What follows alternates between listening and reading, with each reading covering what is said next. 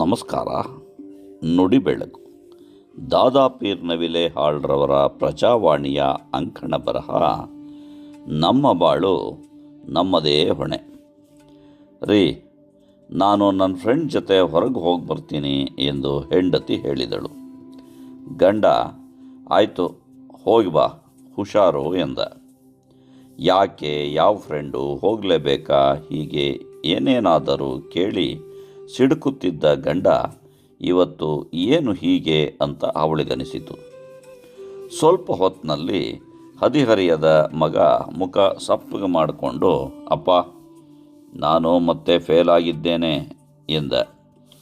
ಮೊಬೈಲ್ನಲ್ಲಿ ಏನನ್ನೋ ನೋಡುತ್ತಿದ್ದ ಅಪ್ಪ ಮುಖ ಎತ್ತದೆ, ಪರವಾಗಿಲ್ಲ, ಮುಂದಿನ ಸಲ ಚೆನ್ನಾಗೋದು ಅಂದರು. ಬೈಸಿಕೊಳ್ಳಲು ತಯಾರಾಗಿಯೇ ಬಂದಿದ್ದ ಅವನಿಗೆ ಅಪ್ಪನ ತಣ್ಣನೆಯ ಪ್ರತಿಕ್ರಿಯೆಯಿಂದ ನಿರಾಸೆಯಾಯಿತು. ಮಾರನೇ ದಿನ ಮಗಳು ಅಪ್ಪನ ಎದುರಿಗೆ ಬಂದು, ನಮ್ಮ ಕಾರನ್ನು ಇನ್ನೊಂದು ಕಾರಿಗೆ ಗುದ್ದಿಸಿದೆ, ಮುಂಭಾಗ ಡ್ಯಾಮೇಜ್ ಆಗಿದೆ ಎಂದಳು. ಅಪ್ಪ ಸಿಟ್ಟಾಗುತ್ತಾರೆ ಎಂದು ಭಾವಿಸಿದ್ದ ಮಗಳಿಗೆ ಅಚ್ಚರಿ ಕಾದಿತ್ತು. ಇರಲಿ ಬಿಡು ಮಗಳೇ, ನಾಳೆ ನಾನೇ ಗ್ಯಾರೇಜಿಗೆ ಬಿಡ್ತೀನಿ, ಸದ್ಯ ನಿನಗೇನು ಆಗಿಲ್ವಲ್ಲ ಅಂದುಬಿಟ್ರು. ಮರುದಿನ ತಾಯಿ, ಮಗ, ಮಗಳು ಒಟ್ಟಿಗೆ ಸೇರಿ, ನೀವು ಮೊದಲಿನಂತಿಲ್ಲ, ಏನಾದರೂ ಎಡವಟ್ಟಾಯ್ತಾ, ಎಲ್ಲ ಸರಿ ಇದೆ ತಾನೇ ಎಂದು ಕೇಳಿದರು. ಎಲ್ಲ ಸರಿ ಇದೆ, ನನಗೇನೂ ಆಗಿಲ್ಲ, ಆದರೆ ನಾನು ಬದುಕಿನಲ್ಲಿ ಮಹತ್ತರವಾದದ್ದನ್ನು ಕಲಿತಿದ್ದೇನೆ, ಅದರಿಂದ ನನಗೆ ನೆಮ್ಮದಿ ಇದೆ. ಇಷ್ಟು ದಿನ ನಿಮ್ಮ ಮೇಲೆ ಸಣ್ಣ ಪುಟ್ಟದ್ದಕ್ಕೂ ರೇಗಾಡಿ ನಿಮ್ಮನ್ನು ನನ್ನ ನಿಯಂತ್ರಣದಲ್ಲಿಡಲು ಪ್ರಯತ್ನಿಸುತ್ತಿದ್ದೆ.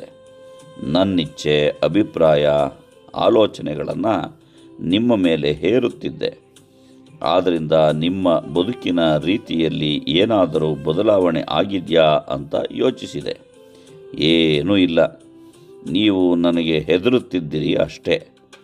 ನನ್ನ ಕೆಲಸ ಹೆದರಿಸುವುದಲ್ಲ, ನಿಮ್ಮನ್ನು ನನ್ನ ದಾರಿಗೆ ತರುವುದೂ ಅಲ್ಲ. ನಿಮಗೆ ನಿಮ್ಮದೇ ಆದ ಬದುಕಿದೆ, ನಿಮ್ಮದೇ ಆಸೆ ಆಲೋಚನೆಗಳು ಇರುತ್ತವೆ. ಅದರಂತೆ ಬದುಕುವುದು ನಿಮ್ಮ ಜವಾಬ್ದಾರಿ. ನಿಮ್ಮಿಂದ ಆದ ತಪ್ಪುಗಳನ್ನು ನಾನು ಸಿಟ್ಟು, ಅಸಹನೆಯಿಂದ ಸರಿಪಡಿಸಲು ಪ್ರಯತ್ನಿಸಿ ನೋಡಿದೆ.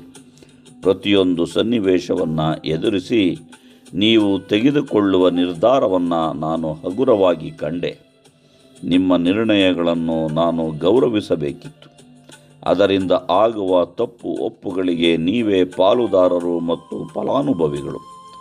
ಅದು ನಿಮ್ಮ ಬದುಕು, ಅದರ ನಿಯಂತ್ರಕರು ನೀವು ಮಾತ್ರ. ನಿಮಗಾಗಿ ನಿಮ್ಮ ಬದುಕನ್ನು ನಾನು ಜೀವಿಸಲಾಗದು. ಯಾವುದು ನನ್ನ ನಿಯಂತ್ರಣದಲ್ಲಿ ಇಲ್ಲವೋ ಅದನ್ನು ನಿಯಂತ್ರಿಸಲು ಪ್ರಯತ್ನಿಸಬಾರದು. ನಿಮ್ಮ ಬದುಕಿನಲ್ಲಿ ಏನೇನು ಆಗುತ್ತಿದೆಯೋ ಅದರ ಅರಿವು ನಿಮಗಾಗಬೇಕು.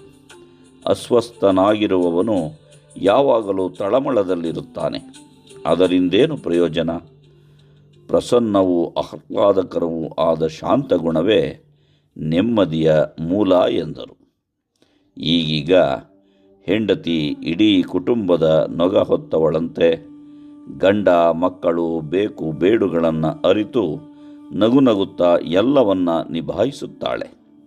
ಮಗ ಹೆಚ್ಚು ಶ್ರದ್ಧೆಯಿಂದ ಓದಲಾರಂಭಿಸಿ ಪಾಸಾಗುವ ವಿಶ್ವಾಸದಲ್ಲಿದ್ದಾನೆ. ಮಗಳು ಕಾರನ್ನು ಗ್ಯಾರೇಜಿಗೆ ಬಿಟ್ಟು ರಿಪೇರಿ ಮಾಡಿಸಿ ನಿಧಾನವಾಗಿ ಹೋಗಿ ಬಂದು ಮಾಡುತ್ತಿದ್ದಾಳೆ. ಎಲ್ಲರೂ ಕುಳಿತು ಉಣ್ಣುವ ಸಡಗರವನ್ನು ಸಂಭ್ರಮಿಸುತ್ತಿದ್ದಾರೆ. ಇಷ್ಟು ದಿನ ಎಲ್ಲರಿಗೂ ಎಲ್ಲವೂ ಸಿಡಿ ಹೊರೆ ಅನಿಸಿದ್ದು ಇದೀಗ ಸಲಿಸು ಸರಾಗ ಅನ್ನಿಸುತ್ತಿದೆ.